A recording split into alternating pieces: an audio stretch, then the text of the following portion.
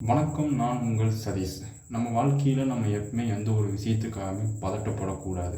நம்ம நிதானமாக இருந்தோம் அப்படின்னா லைஃப்பில் நம்ம நிறையா விஷயத்த சாதிக்க முடியும். அந்த வகையில் இன்றைக்கி நான் உங்கள்கிட்ட சொல்ல போகிறது ஒரு ஏழை மாணவனின் எளிய கதை. அதாவது டைட்டிலுக்கும் கதைக்கும் சம்மந்தம் இருக்காது. பட் அதில் சம்மந்தம் இருக்குதா அப்படிங்கிறத நீங்கள் கேட்டுட்டு எனக்கு சொல்லுங்கள். ஒரு பையனுக்கு கிரிக்கெட் விளையாடணும் அப்படிங்கிறது அவனோட கனவு. நம்ம சச்சின், விராட் கோலி, அதுக்கப்புறம் நம்ம கிறிஸ் கெயில், கில்கிறிஸ்ட் அந்த மாதிரிலாம் ஒரு பெரிய பிளேயராக வரணும் அப்படின்னா அவன் டெய்லியும் ஹார்ட் ஒர்க்கு போட்டு டெய்லியும் ப்ராக்டிஸ் எடுத்துகிட்டு இருக்கான்.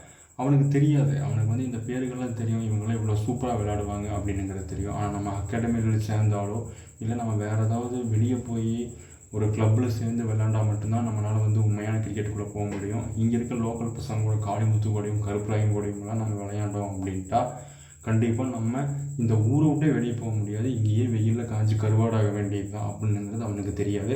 பட் இருந்தாலும் அவனுக்கு இருக்கிற அந்த ஒரு இன்ட்ரெஸ்ட்னாலையும் அந்த கிரிக்கெட் மேலே இருக்கிற அந்த ஒரு மோகத்தினாலையும் டெய்லியும் ஹார்ட் ஒர்க் போடுறான், டெய்லி விளையாண்டுருக்கான். ஊர்லேயே அவன் தான் மாஸ் அப்படின்னு அவன் நினச்சிட்ருக்கான். பட் இருந்தாலும் அப்படி இல்லை. ஏன் அப்படின்னா அவன் மனசுக்குள்ளே மட்டும்தான் அதெல்லாம் இருக்கே தவிர ஒவ்வொரு ஷாட் அவங்க அடிக்கிறது எல்லாத்தையுமே அவன் அப்சர்வ் பண்ணிட்டு போய் வீட்டில் சும்மா பேட்டை வச்சுட்டு தனியாக அவன் செஞ்சு பார்க்கும்போதெல்லாம் சச்சின் மாதிரியும் விராட் கோலி மாதிரியும் கெயில் மாதிரியும் தெரிகிறான். ஆனால் கிரவுண்டில் இறங்கி நின்று விளையாடும் போது அவன் அவுட் ஆகிடுறான். நம்ம என்னடா பண்ணுறது, நம்மளால இந்த மாதிரி சூப்பரெல்லாம் விளையாடவே முடியாதா, அவங்களுக்கெல்லாம் எப்படி இவ்வளோ ஸ்பெஷல் டேலண்ட் இருக்குது அப்படிங்கிற மாதிரி யோசித்து டிப்ரெஷன் வேறு ஆகிடுறான் இதில். பட் இருந்தாலும் அவன் தன்னம்பிக்கை விடலை. அவன் தொடர்ந்து விளையாண்டுட்டே இருக்கான். அந்த டைமில் அவங்க ஊரில் ஒரு டோர்னமெண்ட் நடக்குது. அந்த டோர்னமெண்ட்டுக்கு பேர் கொடுக்குறவங்க எல்லாருமே பேர் கொடுங்க அப்படிங்கிற மாதிரி சொல்லலை. அந்த செலெக்ஷனுக்கு இவன் போகிறான். அதிர்ஷ்டவசமாக இவன் செலக்ட் ஆகிடுறான். அவனுக்கு இந்த மேட்ச்சில் ஒரு முக்கியமான வாய்ப்பு கிடச்சிருக்கு. நம்ம சூப்பராக பர்ஃபார்ம் பண்ணிடணும் அப்படின்னு சொல்லிட்டு அவங்க வீட்டில் அலாரம் வச்செல்லாம் எழுந்திரிச்சு பகலாக ப்ராக்டிக்ஸ் எடுத்து, அங்கே நெட்ஸ் எல்லாம் எதுவும் கிடையாது. பாலை சும்மா அவங்க வீட்டில் இருக்கிற ஒரு இதில் கட்டி தொங்க விட்டு பயங்கரமாக ப்ராக்டிக்ஸ் பண்ணுறான்.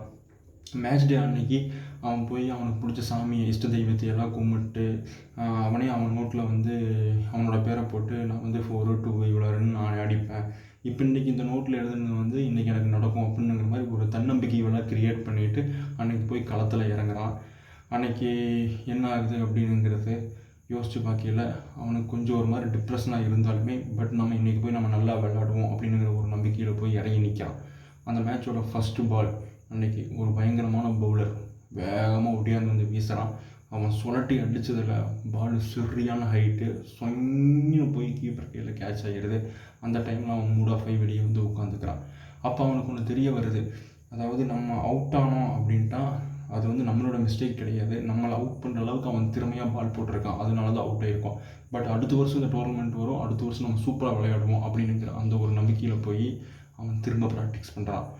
அதாவது அவனுக்கு தெரியும், நம்ம அவனுக்கு தெரியாது நம்ம கண்டிப்பாக இங்கேயே விளையாண்டுருந்தோம் அப்படின்ட்டா நம்மளால் கிரிக்கெட்டுக்கெல்லாம் போக முடியாது அப்படின்னு. பட் இருந்தாலும் அவனோட தன்னம்பிக்கையை விடாமல் அவன் எல்லாத்தையுமே பாசிட்டிவாக எடுத்துகிட்டு எவ்வளோ டைம் அவுட் ஆனாலும் அவனுக்கு கிரிக்கெட் அப்படிங்கிறது தெரியும். ஆனால் கிரிக்கெட் எப்படி விளையாடுறோன்னு அப்படிங்கிறத அவன் கற்றுக்காட்டியுமே அந்த நம்பிக்கையோடு இருக்கான் பார்த்தியா, அதுதாங்க கெத்து.